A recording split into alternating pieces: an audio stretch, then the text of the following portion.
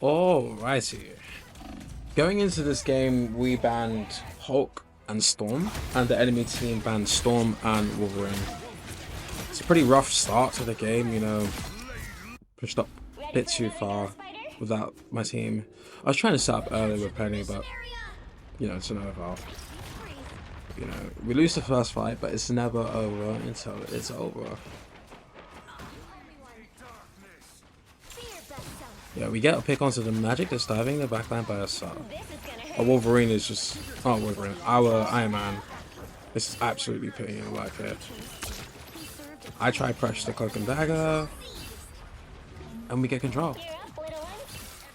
I use this time to just set up as much as I can. I don't have many mines at the moment. I'm just setting up traps that chokes.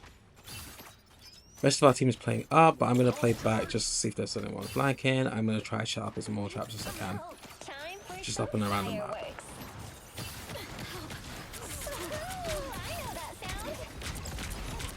That Venom does a really good job of targeting my trap. And we both get 2 Cloak and Dagger ults. Ours is a bit later, so ours will last longer. And that very unfortunate map change happens when the rest of the trail is literally just floating in the air because it sinks down. Which is really stupid, but hey.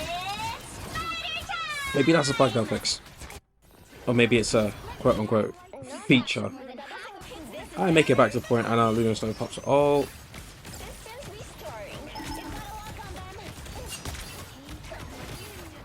Realistically, I should be getting these mines down. Yeah, and I do. And I should be trying to focus their backline right here. Yeah, she just walks in, gets pops. I can kill Cloak and Dagger. She blinds me though, so I walk back to point. I try to stick on my webs as much as possible so I can get that healing. But yeah, we just kill Venom and we can just keep our point. That barely hits me. And then they just pick up all of our backliners and yeah, we lose the point here again. Our team is just fighting really scrappy, so we're not having much control. But we fished it really far ahead to like the 99%, so 95%. No, it's 99%. So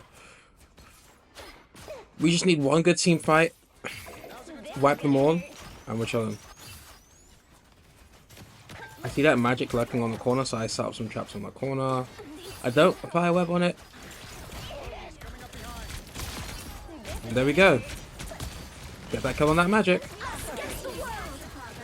If you didn't know, with Penny, depending on the health pool, at 250 health, 4 mines will instantly kill. 6 will kill a 600 HP target because each mine does 100 damage. So 3 will kill any squishy at 250 health. 4 will definitely kill like a squishy with some shielding. Magic can have shielding when she uses her abilities, so dropping 4 on any choke is always a surefire way to kill any squishy. But 3 will do. Yeah, we get some control. No help to me, to be honest, to be real. But yeah, I'm gonna put some pressure up on this. They just can't work in for free. And we win the first point. Lovely jubbly. Honestly, yeah, I see that I'm not doing as much as I possibly could be doing with Penny. So I think I should be switching it up here, realistically, because like I could be doing more. But you know, we'll see what happens. Alright. Oh, this map is pretty good Penny map. Obviously the walls, when they move around, they can easily destroy your own mine.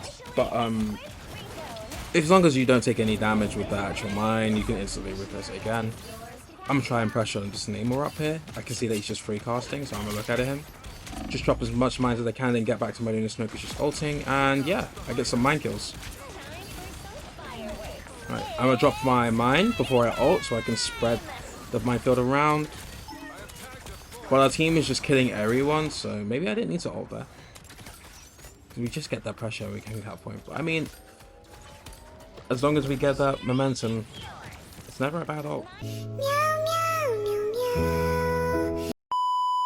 Right, so these chokes especially are really good for just placing mines.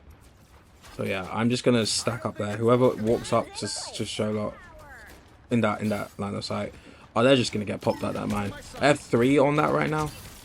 Let's drop a couple more on top, and yeah, oh, Venom walks in, doesn't get popped out by though. Right, their magic pop star child. I get a good freeze and web on her. I try to stay on so we don't lose point, but we kind of lose that fight. Our backliners died, and tried to put as much as I could, but magic ult, it hits. It do be hitting. Right, once again, we just gotta walk up, take control. Our team did a good job of actually not just, you know, desyncing our timers even more by just inting. So that's really good. Unfortunately, he didn't get any value from that Iron Man ult, but it was a good try. Right, magic walks in, our Cloak and Dagger walks up. I can't really heal for our Cloak and Dagger with Penny. That's the only thing.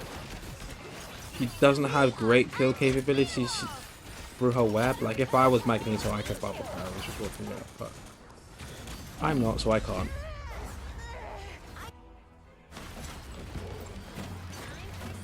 So yeah, probably this is probably where I should be switching in hindsight, but living and dying by the Penny, I guess. Yeah, this is a game where I definitely could just be playing a character with a bit more presence. But now we get big Iron Man ulti. Right, once again, I'm going to try and pressure the Nemo. He does drop ult. I'm not in the center, so I don't get what hops and stuff. Here you go, control again.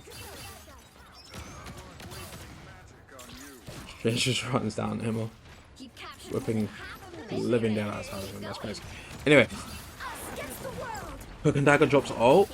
Right now, I wanna save 4 mines so I can just instantly pop her out of it, because you can kill Cloak and Dagger ult through her ult with Penny. I make sure I ult near my mine so I can spread it around. I'm getting a nice damage boost, so I'm actually pumping out so much damage here. But unfortunately, we did double support ult, which probably isn't, you know, probably isn't. No, it just isn't the best thing. You don't want to double support ult. You want to chain your support ults at the very least. You don't want to stack them. So yeah, there's a good chance that we might lose this next fight, but if we play it right, we're chilling. Right, we're playing high because we only need 4%, so we're going to try and not let them touch. We do get 2 quick picks, which is lovely. But their tanks are on. So right now I should be trying to focus that Cloak and Dagger, because she is just keeping the Venom alive. But unfortunately, I was a bit tunnel vision on that Venom. Yeah, we lose control there. And we have to win this next fight. Or, yeah, it's just going to go on to round 3. So yeah, our team don't desync themselves once again. See, this is what you need to learn, guys. If you lose a fight, back off. Do not desync your timers. It's just going to make it longer and harder, and you're going to waste so much more time. But yeah, we do get a big walk up in here. But they pop Dark Child, and she just kind of goes to town on our back line. So yeah, this looks like it's going to a round 3. Yeah. And I'm 9 and 8 right now. This is probably the worst performance I've probably had on Penny. I mean, especially into triple support comp, it probably isn't the best thing we can probably do. So I'm pretty sure, you know, me just switching is probably going to be the best for us. If he really wants to play Penny, he can go for it. And then if he goes Penny, then I should probably switch to a support. But yeah, I let him know. If he switches to Penny, I'm just going to go play Lunar Snow or Sue. Pretty much. there. Yep, I switched to Sue. Yeah, look at that. We get a good switch up. I'm a support main after all, so I will never say no to playing a support. At the end of the day. Yeah, he does get Peni. Strange course for portal. Yeah, we get straight onto site with that portal. This is definitely a good move for me to just switch to play support, in my opinion anyway. I do think support ults are the most impactful, and I haven't been impactful playing tanks at the moment, so it's just a good switch. I mean, worst comes to worst, we already lose anyway, so. Oh, magic comes and pressures me, so I go straight for the trail. And now we're just playing high. I get a nice kill on Sue. The piercing autos are just so nice. Try to heal that guy. Don't get it. But we get a really good fight. Off that cloak and dagger ult, to be honest. I have 90% on getting my ult, so the moment someone else pops another ult, I'm going to try to use it more defensively than aggressively than anything else. I feel like Sue especially, she's really strong with counter ulting. Especially if you're going to more support ults. They can have a bit more leeway with ulting. But the only thing about running a triple support comp in terms of is that you won't get your ult charge as fast. So your base healing is going to be much higher, and you can like be really good in normal fights, but your actual impactful support ults, you're not going to get them as fast as the enemy team. That's the only thing. Yeah, we get a nice like combo with a Spherical, and yeah, just wipe them all there. Pretty nice. So yeah, there's very niche circumstances where I think running a triple support comp is good. I used to think it was pretty good. Now, my opinion has changed a bit on it. I definitely think just running 2 primary supports.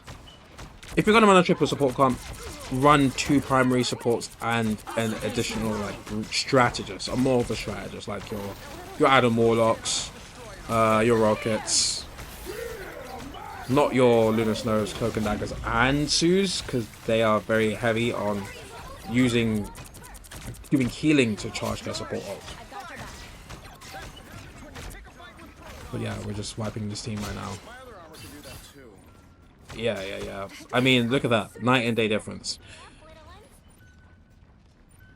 Wasn't doing much impact on it. I mean, the map is definitely a factor. This is definitely a better Peni map than the other one. But yeah, we teed up. The synergy was there. I mean, look at that. Went from what? 9 and 8 to 16, 8 and 5. The impact was there. Yeah, and we get that dub. What a lovely game. And look at that. 3 RP off. I'm so close to GM. Literally 1 game off. But you know, next video would definitely hit it. Hope you guys enjoyed this video. Make sure to leave a like and subscribe so you don't miss any more of this content. Adios.